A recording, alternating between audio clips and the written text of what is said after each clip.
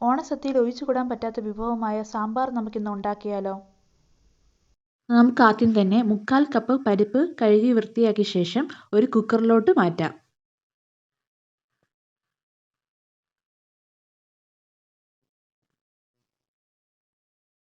അതിനുശേഷം കുക്കറിലേക്ക് പരിപ്പ് വെന്ത് കിട്ടാൻ ആവശ്യത്തിനുള്ള വെള്ളം ഒഴിക്കുക.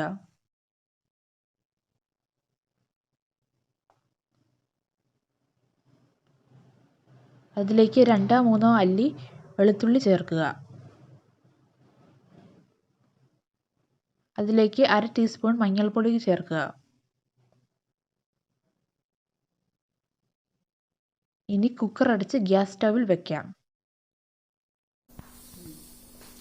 ഇനി സാമ്പാറിനുള്ള വെജിറ്റബിൾസ് തയ്യാറാക്കാം. അതിന് പച്ചക്കറികളെല്ലാം കഴുകി വൃത്തിയാക്കി എടുത്തിട്ടുണ്ട്. ആദ്യമായിട്ട് കിഴങ്ങ് വർഗ്ഗത്തിൽപ്പെട്ട ഒന്നെടുക്കാം. ഞാനിവിടെ ഉരുളക്കിഴങ്ങാണ് എടുക്കുന്നത്. അതില്ലെങ്കിൽ ചേനയോ ചേമ്പോ ഏത് വേണമെങ്കിലും എടുക്കാം.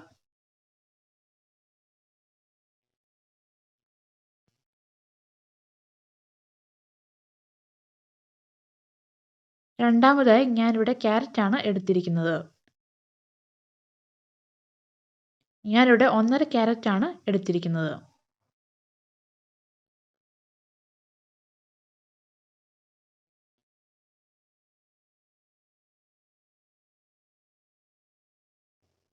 ഇനി ഞാനിവിടെ എടുത്തിരിക്കുന്നത് ഒരു വാഴക്കയാണ്.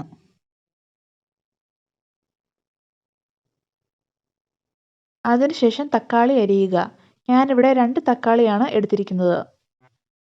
ഇനി ബീൻസ് ആണ് എടുത്തിരിക്കുന്നത്. അത് കുറച്ച് നീളത്തിൽ അരിയുക. 2 പച്ചമുളക് നടുവേ മുറിച്ചത്. മുരിങ്ങക്കോല് പുറത്തെ തൊലി ചിരണ്ടിയതിനു ശേഷം നീളത്തിൽ മുറിച്ചെടുക്കുക. വെണ്ടയ്ക്ക നീളത്തിലരിഞ്ഞ് മാറ്റിവെക്കുക. നമ്മുടെ സാമ്പാറിനുള്ള വെജിറ്റബിൾസ് തയ്യാറായിട്ടുണ്ട്. 4 വിസിൽ അടിച്ചതിന് ശേഷം സ്റ്റൗ ഓഫാക്കുക. ആവി പോയതിനു ശേഷം നമുക്ക് കുക്കർ തുറന്ന് നോക്കാം.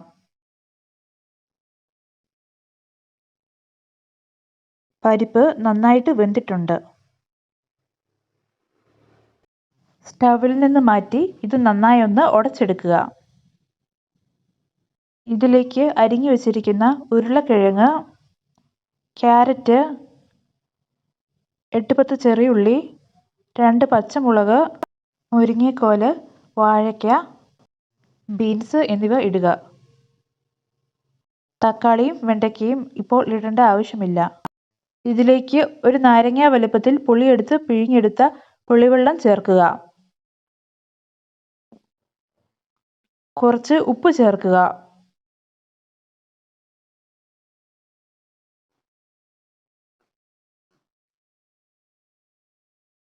ഒരു തണ്ട് കരിയാപ്പില ഇടുക. അതിനുശേഷം ഒരു പാനിൽ സാമ്പാർ പൊടി ഇട്ട് തീ വളരെ കുറച്ചിട്ട് ചൂടാക്കുക. ഇത് കരിഞ്ഞു പോകാതിരിക്കാനാണ് തീ വളരെ കുറച്ചിടുന്നത്. സാമ്പാർ പൊടി ചൂടായതിനു ശേഷം ഇത് കുക്കറിലേക്ക് ഇടാം. സാമ്പാറിന് പ്രധാനപ്പെട്ടതാണല്ലോ കായം.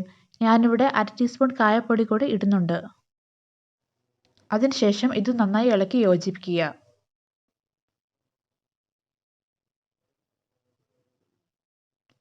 ഇനി കുക്കർ അടച്ച് സ്റ്റവിൽ വെച്ച് ഇത് നന്നായി വേവാൻ വെക്കുക.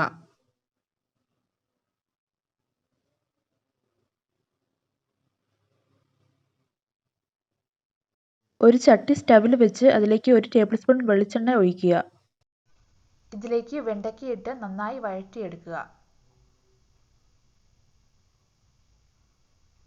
നമുക്ക് ഇതൊരു ബൗളിലേക്ക് മാറ്റാം. ഇതേ ചട്ടിയിലേക്ക് തക്കാളി ഇട്ട് വഴറ്റിയെടുക്കുക. തക്കാളിയും വെണ്ടയ്ക്കയും പെട്ടെന്ന് വെന്തു പോകുമെന്നതിനാലാണ് ഇത് പ്രത്യേകം വേവിക്കുന്നത്.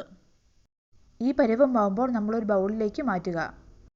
ഇനി ഒരു ചട്ടിയിലേക്ക് 3 ടേബിൾ സ്പൂൺ എണ്ണ ഒഴിക്കുക. ഇതിലേക്ക് 1 ടീസ്പൂൺ ഉലുവ ഇടുക. ഉലുവ പൊട്ടിയതിന് ശേഷം 1 ടീസ്പൂൺ കടുക് ഇടുക. കടുക് പൊട്ടിയതിന് ശേഷം 1 ടീസ്പൂൺ ഉഴുന്നുപരിപ്പ് ഇടുക. അതിനുശേഷം 2 വറ്റൽമുളക് നടുവേ മുറിച്ചിടുക. മുളക് മൂക്കുന്നത് വരെ ഇത് ഇളക്കുക. 1 ടേബിൾ സ്പൂൺ സാമ്പാർ പൊടി കൂടി ഇതിലേക്ക് ഇട്ടതിന് ശേഷം നന്നായി ഇളക്കി യോജിപ്പിക്കുക. അതിനുശേഷം സ്റ്റൗ ഓഫ് ചെയ്യുക. 3 പ്രാവശ്യം വിസിലടിച്ചതിന് ശേഷം സ്റ്റൗ ഓഫ് ചെയ്യുക. ആവി പോയതിന് ശേഷം നമ്മൾ നേരത്തെ തയ്യാറാക്കി വെച്ചിരിക്കുന്ന വെണ്ടയ്ക്കയും തക്കാളിയും ഇതിലേക്ക് ആഡ് ചെയ്യുക.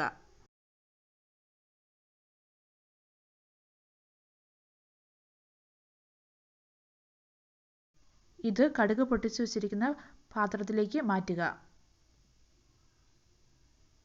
ഇത് നന്നായി തിളയ്ക്കാൻ വെക്കുക. നന്നായി തിളച്ചതിന് ശേഷം സ്റ്റൗ ഓഫ് ചെയ്യുക. ഇനി നമുക്കിതൊരു സെർവിങ് ഡിഷിലേക്ക് മാറ്റാം. സ്വാദിഷ്ടമായ സാമ്പാർ റെഡി. ഇതെല്ലാവരും വീട്ടിൽ ട്രൈ ചെയ്ത് നോക്കണേ. ഇഷ്ടപ്പെട്ടാൽ ചാനൽ സബ്സ്ക്രൈബും ചെയ്യണേ.